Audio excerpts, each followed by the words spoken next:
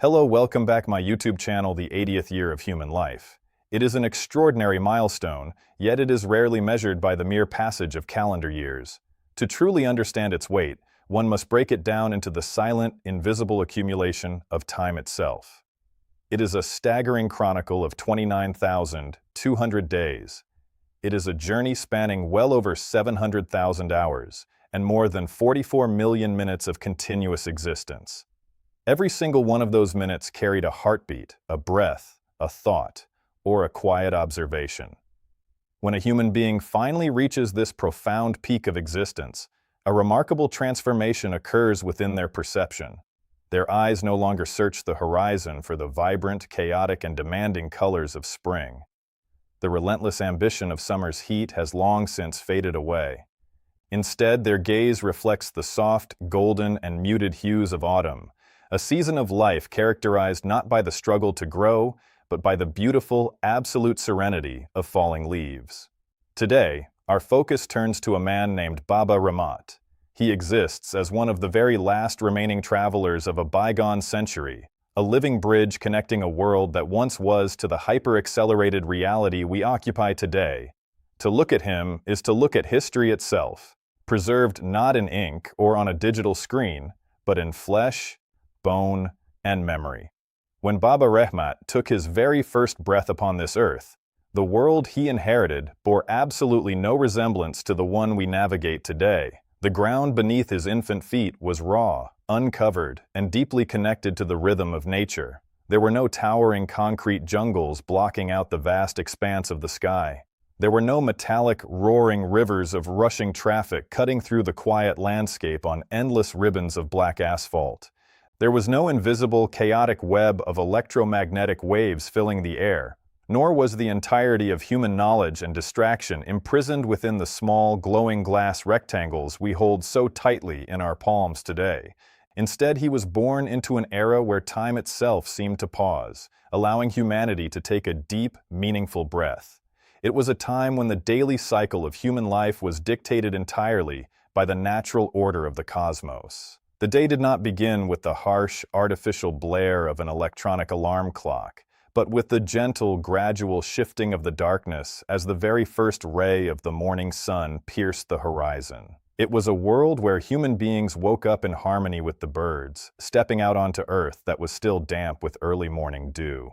And as dusk fell over the land, the transition into the night was treated with a quiet reverence. The slow, deliberate lighting of simple oil lamps did not just illuminate the physical rooms of a house, it seemed to light up the inner courtyards of human hearts. Families and neighbors would gather around these small, flickering flames, their faces bathed in a warm, golden glow, finding complete contentment in nothing more than each other's presence, voice, and shared survival.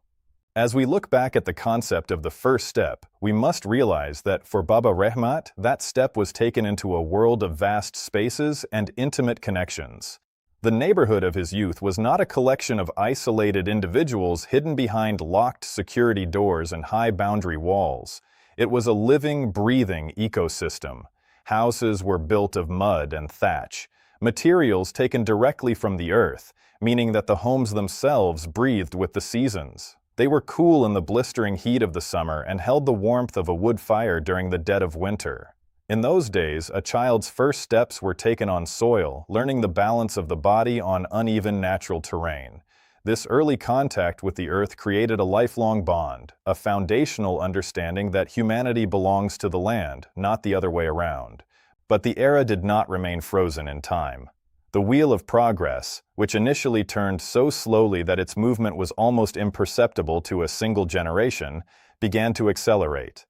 Baba Rahmat watched from the front row as the world began to transform, step by slow step. The first major shift was often subtle. Perhaps the introduction of a paved road that reached the edge of the village, or the arrival of the first mechanical vehicle. A sight that brought the entire community out in a state of sheer wonder and mild apprehension. This was the opening chapter of the changing era.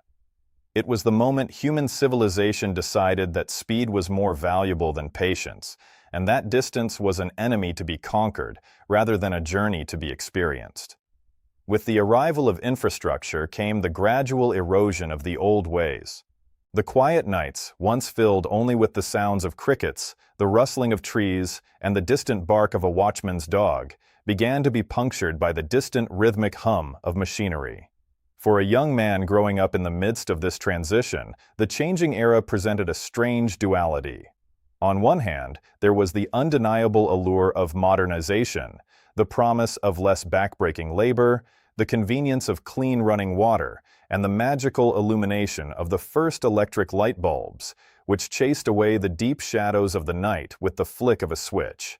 But on the other hand, a heavy price was being paid in real time, paid in the currency of human connection.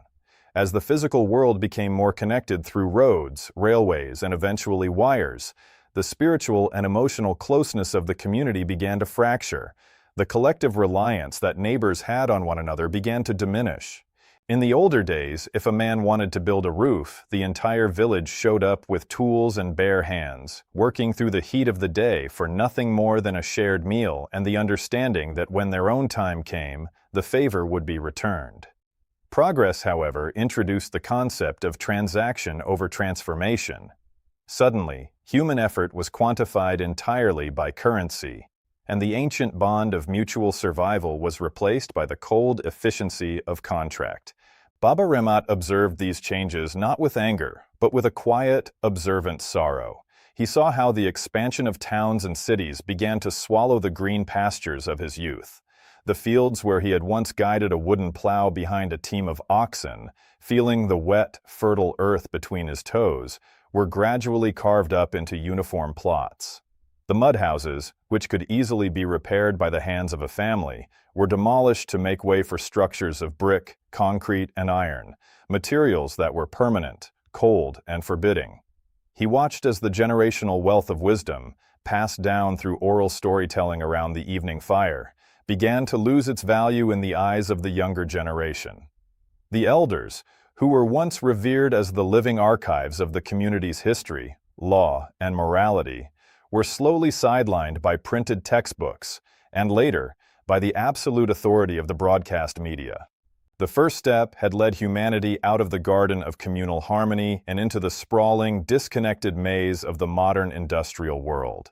By the time Baba Ramat reached the Middle Ages of his life, the acceleration was complete. The changing era had become the dominant reality, and the world of his childhood felt like a distant, hazy dream, a myth whispered by the old to the young who had no frame of reference to understand it.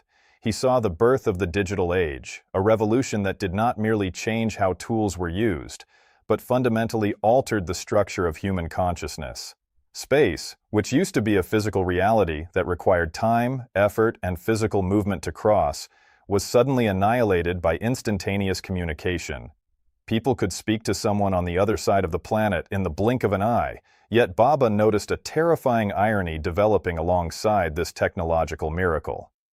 The more capable humanity became of reaching across oceans, the less capable they became of reaching across the dinner table. The ease of communication did not breed deeper understanding. Instead, it created a loud, chaotic ocean of information, where the quiet, essential truths of human existence were drowned out entirely.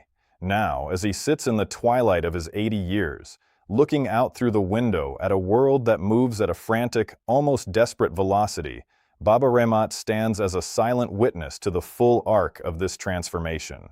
He has seen the absolute beginning and the current manifestation of the modern world. His first step was taken in an era of stillness, and his final steps are being taken in an era of perpetual, restless motion. The changing era has rewritten the rules of life, love, work, and death. It has provided humanity with unimaginable comfort, medical miracles, and unprecedented access to the world, but it has also left the human soul deeply fatigued, isolated, and longing for a simplicity it can no longer find or recreate. Baba's life is the ultimate testament to this journey, a beautifully long, complex, and profound narrative of a man who walked through a century of unprecedented change, carrying the quiet, unchanging light of the human spirit safely within his heart through it all.